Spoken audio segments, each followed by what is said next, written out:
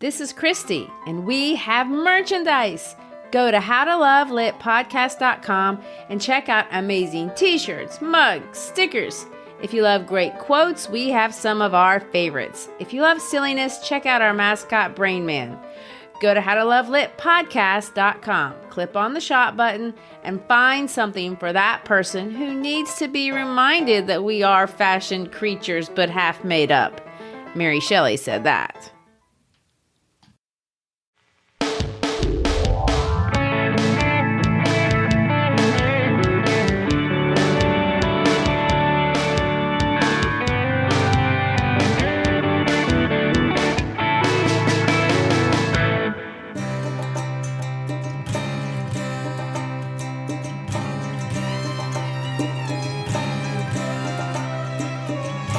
Hi, I'm Christy Shriver, and we're here to discuss books that have changed the world and have changed us. And I'm Garry Shriver, and this is the How to Love It podcast. This is episode 2 in our 3-part series in the first work of Albert Camus' great cycle of absurdity. It's the novella L'Etranger, or The Stranger, also called The Outsider. How was my French that time? Very good.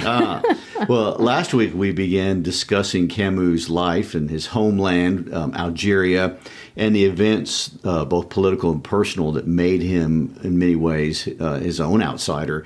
We also introduced the idea that is forever associated with Camus in literary as well as philosophical circles, and that is the concept of the absurd. We'll be using that word a lot today. So we tried to flesh out a little bit of what that feels like, the world, the way Camus would have us understand it. We tried to introduce it as a feeling really more than an idea, although obviously it is both. And we started with the famous first line, Maman died today, or yesterday, maybe, I don't know. It's absurd. Today, maybe yesterday, that's absurd. And the even more important idea, I don't know. I mean, this itself launches us into a world from which some of us may never return. You know, the world of the absurd, the world of Meursault, our really absurd hero. Well, hopefully we'll fare slightly better than Meursault, who I'll tell you right now is not famous because of the awesomeness of the outcome of this story. This guy is not Forrest Gump, who by no design of his own ends up in the White House or makes millions in the, shrimp industry. Although I do think Forrest Gump is slightly absurd. In another way. I think you're on an absurdity tangent. I know. Absurd is a thread you could just keep pulling, but I won't. Instead, let's pull back into the rational world, because today we want to start out by giving a shout out to a friend of the podcast, a man who lives far from the world of absurd on most days, Mr. Matt Francev. Matt teaches AP Lit and Honors English at Whittier High School in Whittier, California. His brother, Dr. Peter Francev, is editor of the Albert Camus Society and a true scholar when it comes to the body of work, the entirety of Camus' writings, of which the cycle of the absurd is just the beginning. Anyway, Matt reached out to us a couple months ago, I guess it was right before Christmas, and asked us to feature Camus in the familiar classic, The Stranger, and so we have. Matt, this series is for you, and we hope we can do right by an old friend of the Francev family, and we hope that we can do something that Camus may find slightly paradoxical, and that is to manage to put the absurd into manageable bite-sized pieces. That's not asking much, is it? No. Well, before we do that, I do want to point out something cool about where Matt is investing his life and career in Whittier, California. It's about 15 miles south of Los Angeles, and that area itself is an incredibly diverse working class community. But what's unusual about the high school there is that it has an eclectic yet notable list of alumni. 2 names on that list many will recognize. Number 1 is former President Richard Nixon, but also totally outside the world of politics, John Lasseter, the creator of Pixar, for those of you who like cartoons. You wonder if those 2 guys ever ran across each other. Not in the same lifetime. And if that's not interesting enough for your average high school, perhaps even more notable is that the school itself was the setting for Hill Valley High School. That would be the high school Michael J. Fox's parents attended in the breakout movie Back to the Future. How fun is that? Well, and that's how Nixon and Lassiter could meet each other. There you go. Going back to the future. It's fun. And I wonder how many times they played Johnny Be Good on the stage in the auditorium. Oh, who knows? I wonder what the real auditorium even looks like. Anyway, thanks, Matt, for reaching out and sharing a little of your world with us. And today our goal is to finish out our discussion of part 1 of this novel. And Christy, last week, you told us we should wait in anxious expectation for an episode filled with boredom and meaninglessness. So we're supposed to be anxious and excited about being bored and meaningless. And especially there at the beginning, we met that expectation. But chapter 2 is not filled with action that could be described really as riveting. No, not a whole lot happens in chapter 2 if you're looking for plot, which most of us do. And it's not a lot to look forward to if you're looking for theme or deep character development. It's just not a lot that's going on. No, it starts with a day after Maman's funeral, and we meet Marie, who will become something of a girlfriend to Meursault. And Camus' descriptions draw particular attention to Marie's breasts. But these descriptions are vulgar and they're not suggestive, really. And this is not your typical romantic description from a Harlequin romance. Not that I've ever read any of those, And it clearly ends with sex, but not with passion. And, sex, of course, at its minimum is an expression of excitement. Even crude sitcoms can figure that out and go that far. But many times when stories feature sex, the authors are expressing deep emotions. And relationship sex is the ultimate expression of intimacy and something we, as humans, really attach a lot of deep meaning to, but not for our absurd hero, Meursault. He is an outsider even in that regard. For Meursault, he meets a woman, has sex with her. She goes home before he wakes up. He smokes cigarettes in bed until 11 a.m. He gets up to eat eggs out of a pan and then expresses boredom with zero reflection on all that has happened over the last 48 hours to him. Instead of reflection, his thoughts turn to the size of his apartment, where he concludes that it's too big for just one person. I mean, this guy is super detached. He fails the attachment test everywhere. Is he a psychopath or a nut job? Yes, and we don't think he's either one of those. Sure. He's apathetic for sure, but in a way we're supposed to understand. Meursault has understood a few truths in this world, and now he's stuck. He's gotten far enough into exploring the meaning of existence to arrive at this point of lostness. Very intuitively, he's hit upon the notion that human reasoning is insufficient in fulfilling the very human but fundamental desire to find unity in our world. We want things to connect, to make sense. The universe should mean something. There should be a plan. We're wired like that. And yet there are needs in our hearts that aren't reasonable.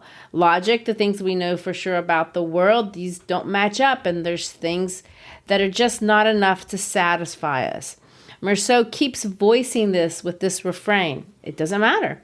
When he puts things in cosmic order, he understands his mother's death really just doesn't matter, not in the grand scheme of things. This relationship he has with this woman, well, it just doesn't matter. His job just doesn't matter. And so his response is to detach himself from all of it. Why should he attach himself to things if they just don't matter? What's the point? And yet, pointlessness leaves him bored.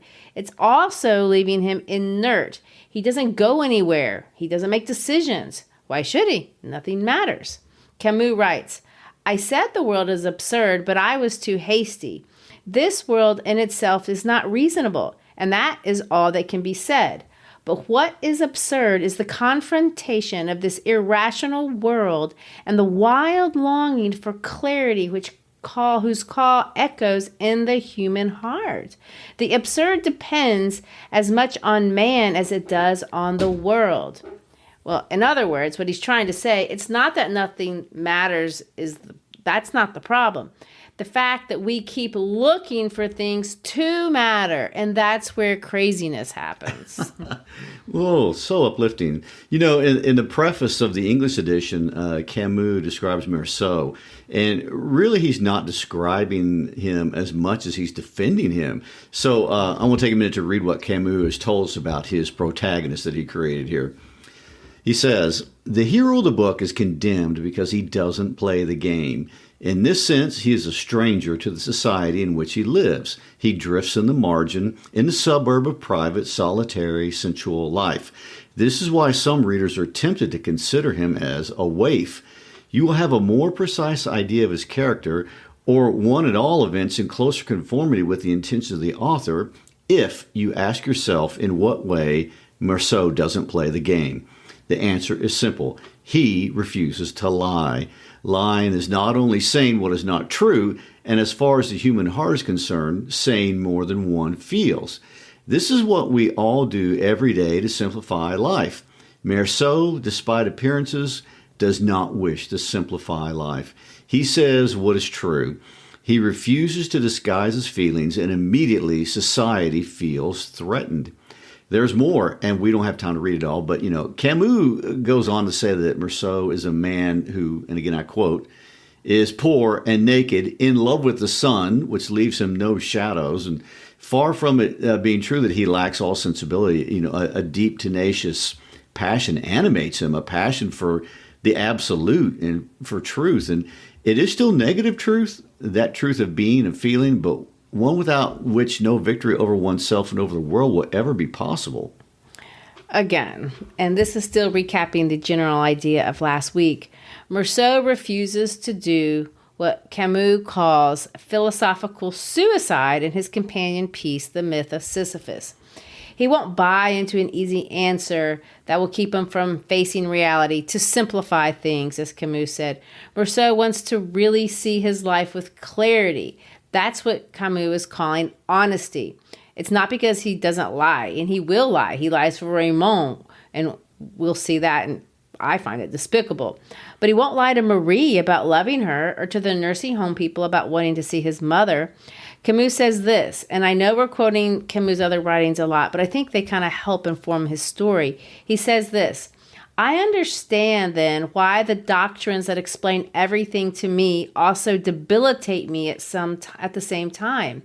They relieve me of the weight of my own life, and yet I must carry it alone." So in other words, when explaining or simplifying the world to ourselves, we can do this maybe through religious terms, economic terms, political terms, whatever terms we want to. Maybe we can numb the burden of suffering to some degree, but the cost of that is personal honesty. And that might not be something we should do. When I think about how to conceptualize this, for me, the easiest way to think of it is in terms of that movie, The Matrix. And that movie, some people don't know that they're basically vegetables in a machine concoction. But then there are others that do know. But then they decide they don't care, and they just plug themselves back into the machine. For Camus, plugging yourself in is the no-go. You must face your own reality. Knowing that it is absurd, you just have to. The Matrix is a great example. When Camus says Meursault doesn't lie, he means it. Meursault won't live in a matrix, and just like in the movie, this is a threat. It makes everyone uncomfortable, and having said that in his defense, it is not possible to read this and not be uncomfortable with Meursault, with his choices, with his inertia, which is such a perfect word to describe him, with his inability to exercise any agency of any kind, especially when he witnesses and even participates in some pretty horrific things, culminating in an actual death. Yes, and now we have finally reached the theme of this episode. Last week, we laid down the premise of the absurdity of life, which we've just revisited. We laid down the premise that we're all just specks in the universe, which creates this absurdity of life that goes on with or without us, and that we will eventually disappear from completely. Another big point. But what bothers Camus the most, and we see it bothering Miss Meursault, is not just those two things. It's this third idea that we want to add today. If all of this is true, then why the heck can I not shake this burden of guilt that the universe has laid upon me? That is the piece that doesn't make sense. It's the question that threads the narrative subtextually from beginning to end. And although it is subtle, as guilt often it bears down mercilessly like that cruel and penetrating sun. We pointed it out last week when it showed up on the first page because Meursault feels the need to defend his choice of putting his mother in the home, as if someone were judging him for that. And indeed, we're going to find out this week that Salamano tells him people are actually judging him behind his back for that.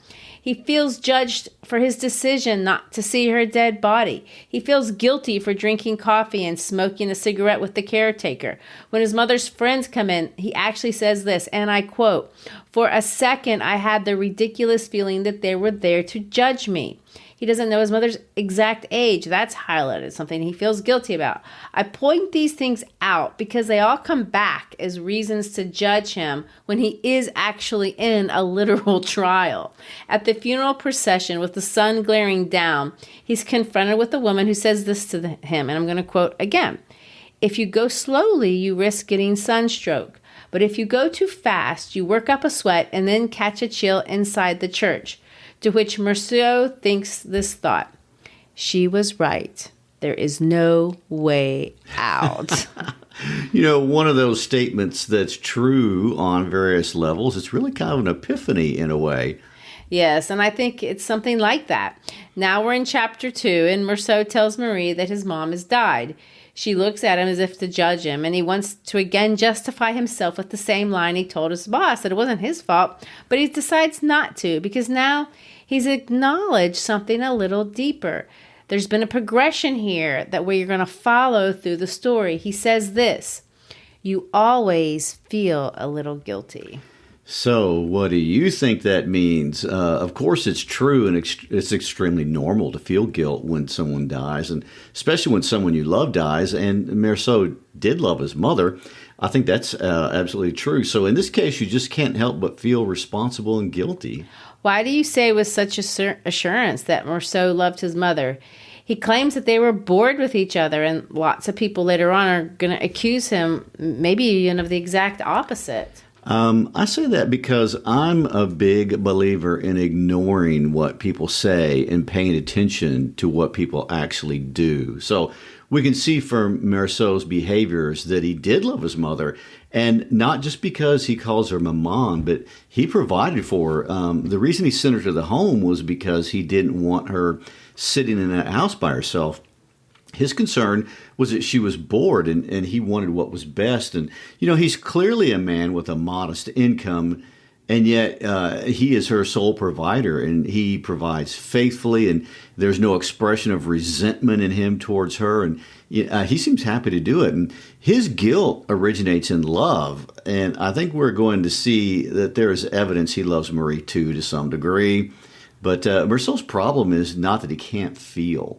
Meursault definitely can feel. He just can't get his mind to wrap around what his feelings mean. Feelings obviously aren't rational. They don't have a point. And for Meursault, that's a huge problem. Honestly, Camus expressing here this idea of not conforming to society's expectations of how you should express yourself is, again, something that resonates with so many teachers, or let me just say with so many teenagers when they read this book. But especially we see it in high school. This idea of appearing apathetic when in reality it's not apathy, but numbness that you're experiencing. And that can get people in a lot of problems. In my world, it manifests itself sometimes with flunking grades. How many boys, and they usually are boys, I really think that's true, are made to sit in a chair with their teachers, their guidance counselors, their parents, sometimes all at the same time in the same room. And the general theme of the meeting is that they're there to tell the student that he simply doesn't care about his learning. Everyone is there because they care, and they want him to understand how bad it is that he doesn't care about his education, his family, his life, all of which can be seen through a general apathy towards school. Perhaps he's skipping. Perhaps there's drugs. There's troublemaking of one sort or another. and the student sits in agreement with the behaviors. But often the point that is incorrect is the diagnosis of apathy as the culprit. It's simple to say that a person or a student just doesn't care. But more often than not, the problem, paradoxically, maybe it's the opposite. It's the caring that causes the jam and causes the failing grades and all the other self-sabotaging behaviors. Man, I've been in many of those meetings myself, and the irony is really in the pointlessness of it all. The student feels guilty. That's never the problem. I mean, we can see that they feel guilty. Sometimes they might even cry. Often they feel badly for making their mothers come up to school at 6:30 in the morning, which is when we have parent meetings around here. They feel badly for not being able to make themselves do the work. They feel badly for the bad grades and the school skipping, the vaping in the bathroom, whatever it is they have going on. They feel badly for the shame of the confrontation. And, the feeling of guilt is definitely overwhelming, but what does that do? When has guilt ever been a good motivator for success? As with Meursault, guilt, especially this generalized, unspecific guilt, it just escalates into other bad things. Well, Camus makes our absurd hero wrestle with this absurd problem. And if I were a character in the story, I'd probably be fussing at Meursault nonstop, although I know it would be futile. I can already hear myself saying, treat that girl better, take that promotion, stop hanging out with that garbage of a person. But in my estimation, Meursault runs hard in the wrong direction, or at least not in any direction that I would want him to go if I were his mother. He runs straight into his feelings of guilt and pushes those to an extreme point. Let's watch how this happens with each engagement. Yes. Well, the next engagement of note for me is Meursault running into his old neighbor, Salamano, and his dog. The relationship Salamano has with his dog is one Camus is strangely interested in. He describes the man and his dog almost like a miserable old married couple. On my way upstairs in the dark, I ran into old Salamano, my neighbor across the landing. He was with his dog. The two of them have been inseparable for 8 years. The spaniel has a skin disease, mange, I think, which makes almost all of its hair fall out and leaves it covered with brown sores and scabs. And after living together for so long, the two of them alone in one tiny room, they've ended up looking like each other. Old Salamano has reddish scabs on his face and wispy yellow hair. As for the dog, he's sort of taken on his master's stooped look, muzzle down, neck straining. They look as if they belong to the same species, and yet they hate each other. Twice a day at 11 and 6, the old man takes the dog out for a walk. They haven't changed their route in 8 years. You can see them in the Rue de Leon, the dog pulling the man along until old Salamano stumbles. Then he beats the dog and swears at it. The dog cowers and trails behind. Then it's the old man who pulls the dog. Once the dog is forgotten, it starts dragging its master along again and again gets beaten and sworn at. Then they both stand there on the sidewalk and stare at each other. The dog in terror, the man in hatred. It's the same thing every day. Christy, what are we supposed to make of this terrible dog story? Well, that's always the question with Camus, isn't it? What are we supposed to make of it? I find myself judging this man because he's cruel to his dog, but Meursault won't do that. He doesn't want to be judged, so he doesn't judge Salamano, just like he doesn't judge Ramon. And Ramon is absolutely one of the most terrible people in all of literature. I would stack him up against, I don't know, Catherine Earnshaw, Napoleon the Pig, Jack from Lord of the Flies, Ramon. Oh, wow. That is a lovely winning cast of characters to be compared to. Yeah, he is a terrible person. He's a pimp, or at least he seems to be. He beats the woman he lives with to the point that she bleeds, and yet Meursault won't judge him. In fact, later on, he's going to help him. Yes, and that irks me. He writes a letter for him. He lies for him. And at one point, Ramon asks Meursault what he thinks about all the horrible things he's done and plans on doing to the Moorish girl he's abusing. And Meursault flat out says he won't make moral judgments. He has no empathy for this girl either. He said he didn't think anything, but thought it was interesting. Talk about what comes across to a reader as absurd. His reaction to me is absurd. But after all of this, Camus only observes. At the end of chapter 3, we read only this. All I could hear was the pounding in my ears. I stood there motionless, and in old Salamano's room, the dog whimpering softly. As Meursault absorbs what I would be considered two various obvious expressions of evil in the world, Camus creates what he calls a divorce between the world as it is and man's conception of the world as it ought to be. What he's describing here is the world as it is, and not the world as I want it to be, where pets and women are held in places of tenderness, where respect for life is highly regarded, and where raw power isn't exercised so mercilessly. I think Camus has gotten under your skin. Obviously, me being the non-literary side of the microphone right here, I find it very, very interesting that Camus keeps setting up situations that every human would have a strong reaction to, and then Meursault has no reaction to it. It goes on. And if life doesn't matter, as Meursault understands that it doesn't, if speckness is a reality, as it clearly is, if we feel guilt for things we aren't really guilty for because of some irrational force from the universe, then what difference does it make if a man abuses his dog and beats a woman he's had sex with mercilessly and violently, and it just doesn't matter? Moral distinctives don't matter. I mean, can it get any more negative than this? Oh, yes, it can. And the offense doesn't end there. In chapter 4, we circle back to Marie. The romance between these two is every bit as absurd as the violence of chapter 3. Meursault wants Marie, as in the sexual sense, when he sees her in a red and white dress. Make of those colors what you will. He notes her breast again. By the way, I'm not sure how to understand all of that. But anyway, they spend the day, they spend the night together. It's all very sensual. The next morning, instead of cutting out before Meursault wakes up, Marie sticks around. Meursault goes out, gets some meat for them. And then we have an odd juxtaposition of observations. Let's read those. That morning, Marie stayed, and I told her that we would have lunch together. I went downstairs to buy some meat, and on my way upstairs, I heard a woman's voice in Ramon's room.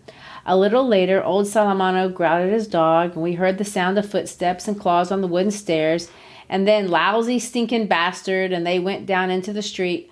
I told Marie all about the old man, and she laughed. She was wearing a pair of my pajamas with the sleeves rolled up. When she laughed, I wanted her again. A minute later, she asked me if I loved her. I told her it didn't mean anything, but that I didn't think so. She looked sad. This is not a Harlequin romance. Oh, I agree with Marie. I would be sad too. This is terrible. But Meursault, he doesn't say more than he feels. He doesn't make judgments. And sometimes, actually most of the time, he doesn't say anything. He's an outsider. He's a stranger. For Meursault, he couldn't see that any of it even mattered. Why should it?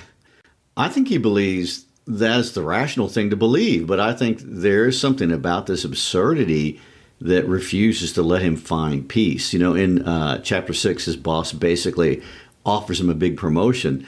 He's offered an opportunity to work in Paris, to travel, to do all the things he would describe as being important. Meursault's reaction to this offer is as apathetic as his reaction to Raymond beating the pulp out of his mistress. I mean, he says to his boss that he isn't interested in a change of life. He says one life is as good as another. He's not dissatisfied with his life there in Algiers. But here's the crux of it. It doesn't matter. None of it mattered. For the absurd hero, that's where you get to with everything. He says the same thing when Marie revisits their relationship. That evening, Marie came by to see me and asked me if I wanted to marry her. I said it didn't make any difference to me, that we could if she wanted to. Then she wanted to know if I loved her. I answered the same way I had the last time, that it didn't mean anything, but that I probably didn't love her. So why marry me then, she said. I explained to her that it didn't really matter and that if she wanted to, we could get married. Besides, she was the one who was doing the asking, and all I was doing was saying yes. Then she pointed out that marriage was a serious thing. I said no. She stopped talking for a minute and looked at me without saying anything. Then she spoke. She just wanted to know if I would have accepted the same proposal from another woman with whom I was involved in the same way. I said, sure. Then she wondered if she loved me, and there was no way I could know about that. After another moment's silence, she mumbled that I was peculiar, and that was probably why she loved me, but that one day I might hate her for the same reason. I didn't say anything because I didn't have anything to add. Wow. I mean, it's turning into a refrain. Nothing matters, nothing matters, nothing matters. Rousseau dwells in a lot of silence, and for that reason alone, maybe nothing matters. He explains nothing because there's nothing to explain. He expresses almost no feelings to us, his readers, but ironically, as we will see during his trial, everyone that he knows defends him as being a pretty decent human being. For the most part, he does right by the people in his life. His mother, Marie, Ramon, Salamano, even Celeste, the lady from the diner. That's not the problem. For Rousseau, the problem is not whether he loved or didn't love his mother. The problem is that it doesn't matter if he did or if he didn't. It doesn't matter if he loves Marie. He's happy to marry her if she wants, but really the fact that they love each other or don't love each other, marry or don't marry, it just doesn't matter. And on he goes with everything in the world. For Camus, this is reality, and it can make you dizzy, and you can go around and around. Has to be where you start if you want to break out of the cycle of the absurd. You have to start at this point of being rationally honest. The problem is once you find yourself at this basic existential understanding that life doesn't care about you, now you have the problem Rousseau is facing. At that point, how do you prevent total boredom? How do you make decisions? The outcomes don't matter. There are these two constant realities that we see in Rousseau's life, in which I find incredibly annoying. He can't care and he can't decide anything for himself. He lets everyone else in the world make the decisions, seemingly really because he doesn't see the difference between one course of action versus another course of action. He feels just as guilty at every point. He figures if I don't care and you do, well, we'll just do whatever you want. Why not? His goal is to escape that guilty feeling, but the universe won't let him. This is the Rousseau of part one. And this is the Rousseau that arrives on a beach, shoots a man, and then allows us to walk away from the passage wondering if it was his fault that he just killed a man who he likely didn't even know his name nor hold anything against. Oh, so many Freudian layers. My gosh. You know, ironically for me, the day of the murder is really the happiest day in the entire story. And so much so that out of nowhere, we see Rousseau having this thought, and I quote, "For the first time, maybe, I really thought I was going to get married." I mean, for the first time, he's thinking in the future and not in the exact present moment only. Well, that was just a glimmer of minutia. That's going to go away. Yeah. If we think about it in terms of guilt, which I really think we should do, we can see this book being about 3 deaths for which Rousseau considers in regard to his own guilt. In the first instance, Rousseau is connected to and held responsible for the death of a woman he did not kill, a woman he loved. That is sentence number 1. The second death is this death of a person that Rousseau is 100% responsible for killing, but whose death he did not wish nor even intend. In this case, we're made to question the degree to which he is responsible for what he did. I mean, there's not a question of whether he pulled the trigger. There's no question. He wasn't even provoked. Rousseau is, in that sense, at fault. The final death, though, will be his own in part 2. And it is in facing this final death that Rousseau finds some semblance of happiness, peace, and incredibly absolution of guilt. And it's not because he has a secret death wish, because I don't think he does. He doesn't want to commit suicide, but he'd rather face the guillotine than live dishonestly. And it is in facing hopelessness that he finds this something we might call a higher calling. Again, if I'd been his mother, I'd say, I'm glad you got your higher calling, son, but shelve it just for a minute. Play the game.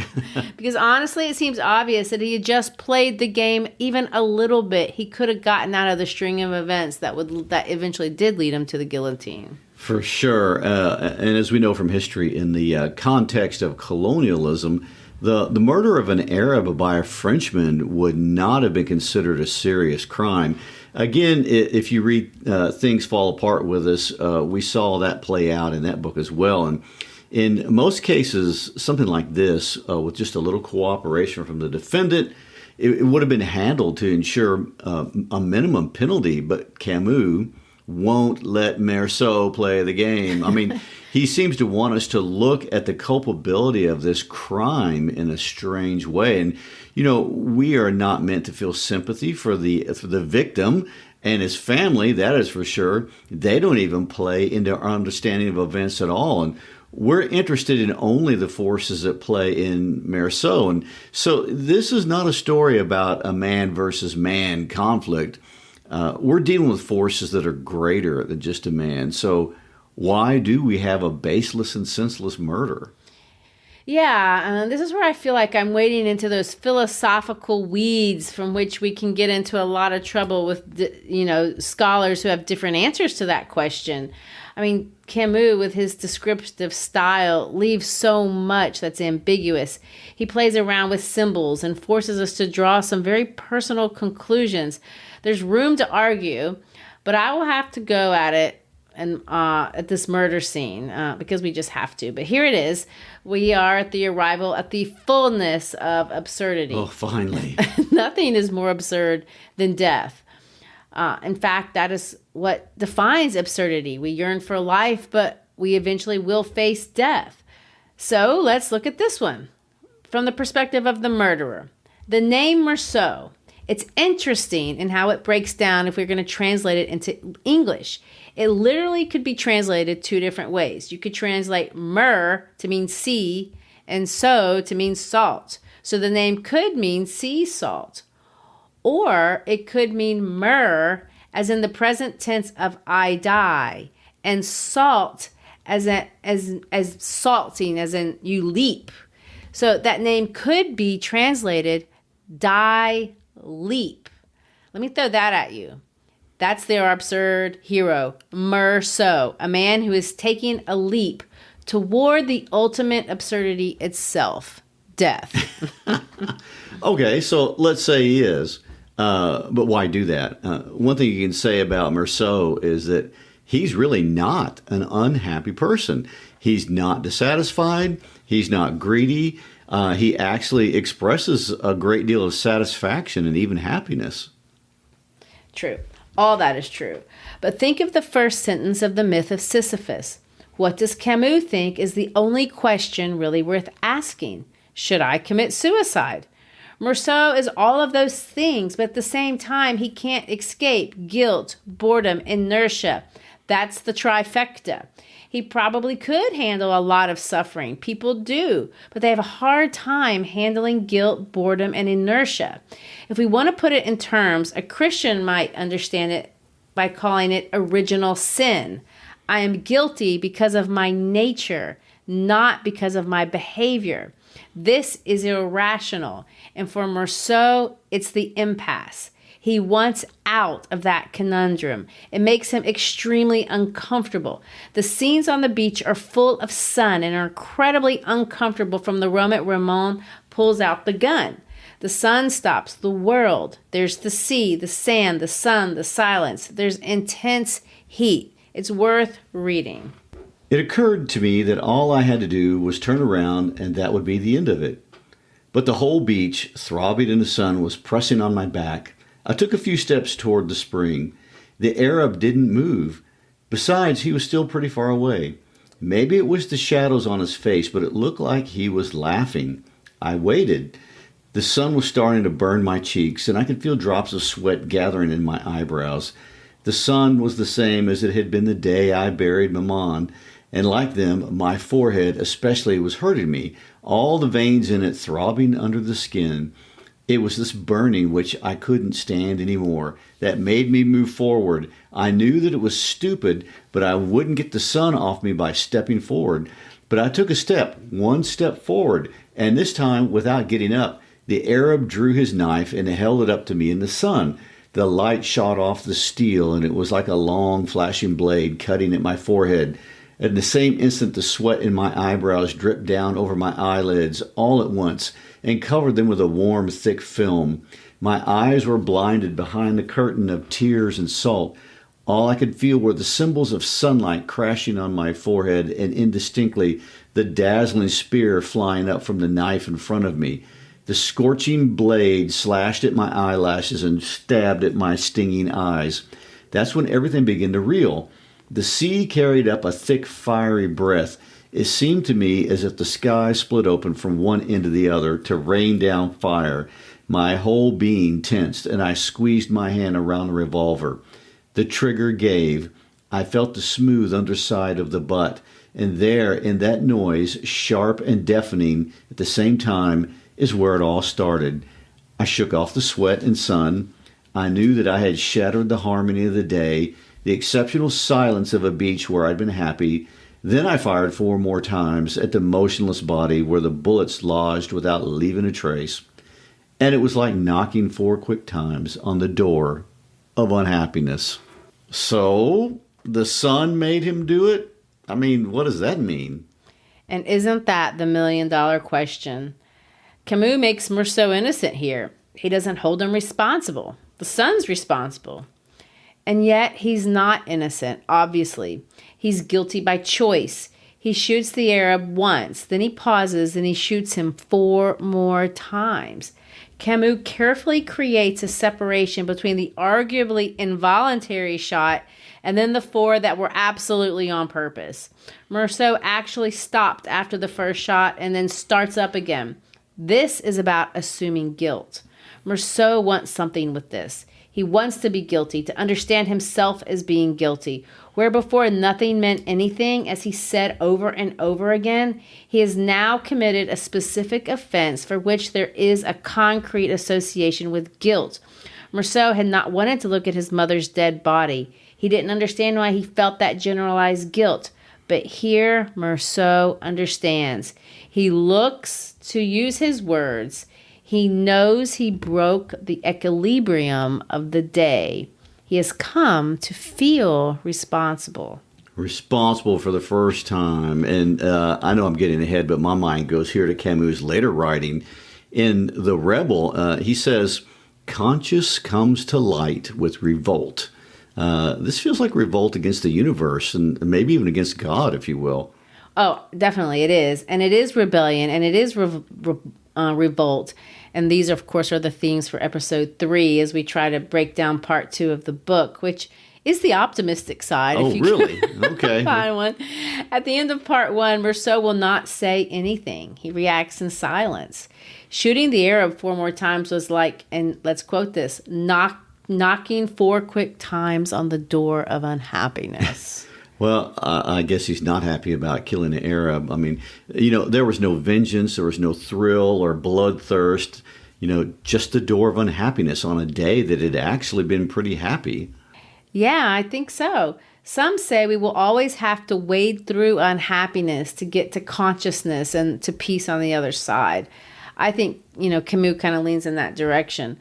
The sun, if we cannot figure out or agree on what it symbolizes, if nothing else, expresses something that is subjugating our hero and from which he finally feels an overwhelming compulsion to revolt. He knows it won't help.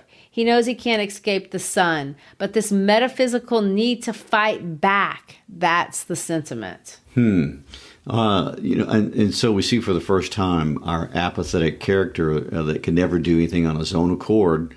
He finally acts upon the world. I mean, it's a negative act, to be sure. It's a terrible act, and one that's going to cost him. But for Camus, that's the beauty of art. Meursault's act is necessary, and not just for him, but for us as well. We cannot confront the absurdity of our own lives, Camus believes, without assistance. And in some ways, Meursault's murder of the Arab is an act of conscience for us too. And if we can arrive at it with the aid of art, perhaps we can also push through the door of consciousness without those four condemning knocks of our own unhappiness, or at least without, some horrifying stinging consequences there at the end.